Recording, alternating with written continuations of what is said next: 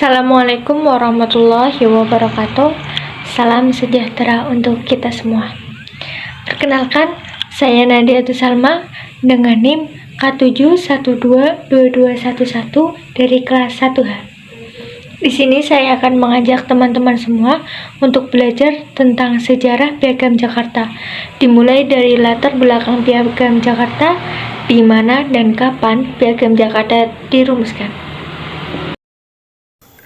Halo teman-teman semua, kali ini kita akan membahas tentang Piagam Jakarta. Seberapa tahu teman-teman semua tentang Piagam Jakarta? Apa sih sebenarnya Piagam Jakarta ini? Piagam Jakarta adalah rancangan pembukaan Undang-Undang Dasar Negara Republik Indonesia tahun 1945. Rancangan ini dirumuskan oleh Panitia 9 dengan Badan Penyelidik Usaha-Usaha Persiapan Kemerdekaan yang biasa disebut dengan BPUPKI. Rancangan ini dirumuskan di Jakarta pada tanggal 22 Juni 1945. Piagam Jakarta ini memuat 5 sila yang merumuskan bagian dari ideologi Pancasila. Namun, sila pertama juga memuat kalimat yang berkutip, "Saya wajib menjalankan syariat Islam untuk kepentingan pemeluk saya." Nah, di sini nih ada banyak konflik yang terjadi antara penganut Islam dan nasionalisme. Kemudian, pada tanggal 1 Maret 1945, Angkatan Darat yang ke-6, yaitu Korps Militer Jepang yang melaksanakan pemerintahan atas wilayah Jawa, membentuk Badan Penyelidikan Usaha-Usaha Persiapan Kemerdekaan Indonesia, yaitu BPUPKI, dengan bahasa Jepang, yaitu Dokuritsu Zunbi Kosakai. Badan ini bertugas menetapkan dasar negara Indonesia dan merumuskan undang-undang dasarnya. BPUPKI terdiri dari 62 anggota dengan 47 dari antaranya berasal dari golongan kebangsaan dan 15 orang Islam. Wakil-wakil kelompok Islam meyakini bahwa Undang-Undang Dasar Indonesia sepatutnya dilandaskan pada syariat. BPUPKI ini menggelar sidang resmi pertamanya di Jakarta. Karena Piagam Jakarta memicu perdebatan baru dalam proses amandemen konstitusi pada masa reformasi, akhirnya partai-partai Islam mengusulkan untuk menambahkan 7 kata pada Pasal 29 UUD 1945, pasal yang mengatur status beragama dan kebebasan beragama dalam negara. Namun, perubahan yang diusulkan oleh partai-partai Islam tidak mendapat dukungan mayoritas di Majelis Permusyawaratan Rakyat. Sebelum memasuki masa reses, BPUPKI membentuk sebuah panitia kecil yang terdiri dari 8 anggota dengan Soekarno sebagai ketuanya.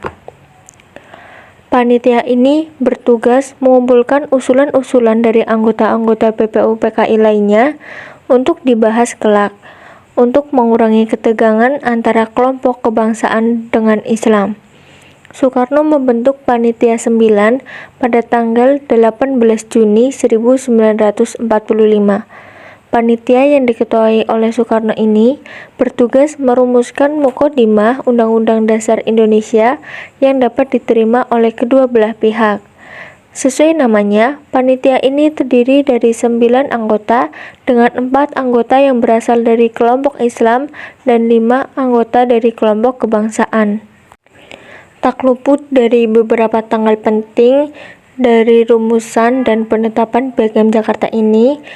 Berikut adalah beberapa tanggal penting yang harus kita ingat, yakni yang pertama, tanggal 28 Mei 1945. Pada tanggal ini, diadakannya upacara pelantikan dan sekaligus seremonial pembukaan masa persidangan BPUPKI. Badan ini menggelar 2 kali sidang. Kemudian pada tanggal 29 Mei sampai 1 Juni 1945. Selama 4 hari ini, BPUPKI melakukan pembahasan dengan tujuan membahas bentuk negara Indonesia, filsafat negara, yaitu Indonesia Merdeka, serta merumuskan dasar negara Indonesia. Kemudian ada tanggal 22 Juni 1945. Pada tanggal ini, disepakatinya Piagam Jakarta untuk dijadikan sebagai perembul atau pembukaan Undang-Undang Dasar 1945 atau Pernyataan Kemerdekaan Indonesia. Kemudian, pada tanggal 10 sampai 16 Juli 1945. Pada tanggal ini diagendakan sidang kedua dilanjutkan dengan merumuskan Konstitusi Negara Kesatuan Republik Indonesia. Akibat kegagalan konstitut dalam merumuskan konstitusi baru, Soekarno pada tanggal 5 Juli 1959 akhirnya mengeluarkan sebuah dekret yang membubarkan konstitut dan mengembalikan UUD 1945. Di dalam dekret itu juga terkandung pernyataan yang berkutip bahwa kami berkeyakinan bahwa Piagam Jakarta tertanggal 22 Juni 1945 menjiwai Undang-Undang Dasar 1945 dan adalah merupakan suatu rangkaian kesatuan dengan konstitusi tersebut. Pernyataan ini muncul salah satunya atas dorongan dari tokoh Nahdlatul Ulama yaitu Muhammad Wahid Wahab yang kemudian diangkat sebagai Menteri Agama pada 22 Juni 1959. DPR secara aklamasi menyatakan Indonesia kembali ke Undang-Undang Dasar 1945. Kesimpulannya, perjalanan sejarah telah mengubah hasil Gentleman Agreement itu setelah PPKI dalam persidangannya pada tanggal 18 Agustus 1945 dengan mengubah rumusan 7 kata dalam Piagam Jakarta menjadi rumusan ketuhanan yang Maha Esa, seperti yang terdapat dalam pembukaan Undang-Undang Dasar 1945 yang dikenal seperti sekarang ini. Setelah melakukan beberapa kali diskusi bersama sampai akhirnya Presiden Soekarno mengeluarkan dekret presiden pada tanggal 5 Juli 1959. Isi dari dekret presiden tersebut dapat kalian lihat pada gambar di samping. Kita juga harus mengetahui tokoh-tokoh yang ikut andil dalam perumusan Piagam Jakarta, yakni seperti Panitia 9. Adapun anggota dari Panitia 9 sendiri yaitu terdapat yang pertama Kiai Haji Ahmad Wahid Hasyim. Beliau lahir di Jombang pada 1 Juni 1914 dan wafat di Cimahi pada 19 April 1953. Beliau adalah sosok pahlawan nasional yang pernah menjabat sebagai Menteri Negara dan juga pernah menjabat sebagai Menteri Agama pada era Orde Lama. Beliau adalah ayah dari Presiden keempat Indonesia, yakni Abdurrahman Wahid, dan anak dari Muhammad Hasyim Asy'ari, yakni pendiri Nahdlatul Ulama dan pahlawan nasional Indonesia. Selain itu, pada tahun 1951, beliau menjabat sebagai Ketua Umum Pengurus Besar Nahdlatul Ulama. Kemudian yang kedua ada Haji Agus Salim. Beliau lahir di Gandang pada 8 Oktober 1884 dan wafat pada 4 November 1954 di Jakarta. Beliau adalah pahlawan nasional Indonesia. Pada tanggal 20 Desember 1961 melalui keputusan Presiden Indonesia nomor 657 tahun 1961. Pekerjaan yang ditekuninya adalah sebagai orator dan penulis. Haji Agus Salim ini menguasai 4 bahasa asing di Eropa, yakni bahasa Belanda, bahasa Inggris, bahasa Jerman, dan bahasa Prancis, dan 3 bahasa asing di Timur Tengah, yakni bahasa Arab, bahasa Turki, dan bahasa Jerman. Kemudian yang ketiga ada R.M. Abikesno Djoksojoso. Beliau lahir di Karanganyar pada 15 Juni 1873 dan wafat pada 11 November 1968. Beliau adalah salah satu bapak pendiri Republik Indonesia dan penanda tangan konstitusi. Beliau merupakan anggota dari Panitia 9.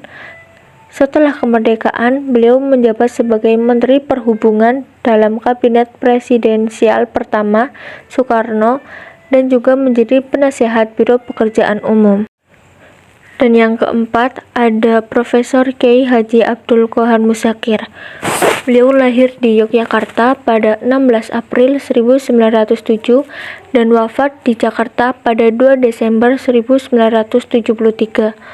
Beliau merupakan rektor magnifikas yang dipilih Universitas Islam Indonesia untuk pertama kali dengan nama STI selama 2 periode. Beliau juga merupakan anggota dari BPUPKI. Kemudian yang kelima ada Insinyur Haji Soekarno.